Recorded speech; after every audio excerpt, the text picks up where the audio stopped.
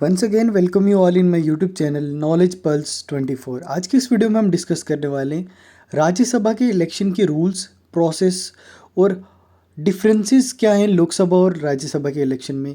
आखिर ये इलेक्शन कैसे होता है, इसका पूरा प्रोसेस जो है मैं with example of Jammu and Kashmir में जो इलेक्शन होने वाले हैं उसकी एग्जांपल के साथ आपके साथ डिस्कस करने वाला हूँ। सो वीडियो को कंप्लीट लास्ट तक देखिए और चैनल को सब्सक्राइब ज़रूर कीजिए for more further information and updates.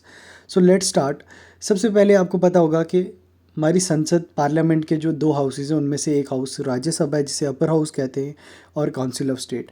इसके मैक्सिमम मेंबर्स 250 होते हैं, जिनमें से 245 मेंबर्स इलेक्ट किए जाते हैं। मैक्सिमम लिमिट 250 है, जिसमें से 238 मेंबर्स को एमएलएज इलेक्ट करते हैं, और रिमेनिंग 12 मेंबर्स जो हैं उनको नॉमिनेट किया जाता है by president in the field of arts, science, literature and social services.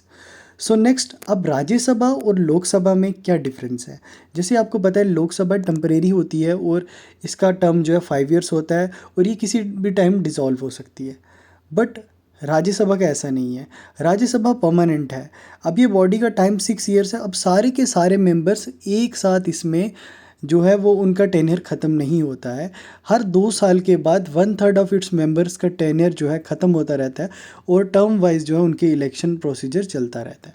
अब मैं आपको दिखा दूं, जैसे हम नॉर्मली लेजिस्लेटिव असेंबली या फिर लोकसभा के इलेक्शन में पार्टिसिपेट करते हैं जिसमें डायरेक्टली वोट डालते हैं, तो उसमें हम वोट कास्ट करके आते हैं। जो हमें सिलेक्टेड कैंडिडेट लगता है उसको वोट कास्ट करके आगे ईवीएम के थ्रू और बैलेट पेपर के थ्रू।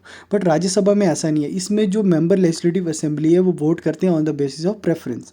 सपोज अगर उनको लगता है कि हमारा प्रेफरेंस फर्स्ट ये है तो उसको फर्स्ट करेंगे, then second, then third, then fourth. वो अपनी प्रेफरेंस जो है कैंडिडेट्स को दे के आ जाएंगे। अब ये जो वोट सिस्टम है इसे कहते हैं proportional representation through single transferable vote. अब ये जम्मू एंड कश्मीर के एग्जांपल के साथ बताऊं कि सपोज अगर एक वैकेंसी से ऊपर है तो हर एक एमएलए के वोट की वैल्यू है 100। अगर 90 एमएलएस वोट देने जा रहे हैं तो 9000 हो जाएगी। और विनिंग कोटा के लिए ये फॉर्मूला है total votes by number of seats plus 1, और जितनी सीट्स के लिए इलेक्शन है। जब हमने इसका पूरा प्रोसेस किया तो 1801 हमारे पास आया। डैट मीन्स पर सीट के लिए 18 एमएलए, 18.1 जिसको अप्रॉक्स 19 एमएलए। हर एक सीट को विन करने के लिए कैंडिडेट को 19 एमएलएस के वोट चाहिए। अगर हर एक सीट, अब सपोज जम्मू एंड कश्मीर में 4 सीट्स पे इलेक्शन होने वाले हैं तो उन 4 सीट्स में हर एक कैंडिडेट को अपनी सीट पे विनिंग के लिए 19 एमएलएस का सपोर्ट चाहिए। अब मैं आपको एक एग्जांपल के साथ और भी इलेबोरेट करके बता रहा हूँ। अब जैसे मैंने आपको बताया 5 कैंडिडेट्स थे, इनमें से सपोज ABCD इनकी फर्स्ट प्रेफरेंसेस बता रहा हूँ कि सपोज A को मिले 20 वोट्स फर्स्ट प्रेफरेंस, B को 30, C को 10, D को 10 और E को 25। सपोज B तो यहाँ से विन हो गया। अब बच गए क्या, C और D एलिमिनेट हो जाएंगे क्योंकि इनके वोट बिल्कुल सबसे कम हैं, वो एलिमिनेट होंगे। A और E में अब सेकेंड राउंड चलेगा। अब क्या होगा, जो C और D के वोट हैं ये फर्स्ट प्रेफरेंस थे इनको दिए हुए। अब देखेंगे जिन एमएलएज ने C और D को फर्स्ट प्रेफरेंस दी है, अब इन्होंने सेकंड प्रेफरेंस A को दिया है या E को दिया है। B तो विन हो गया।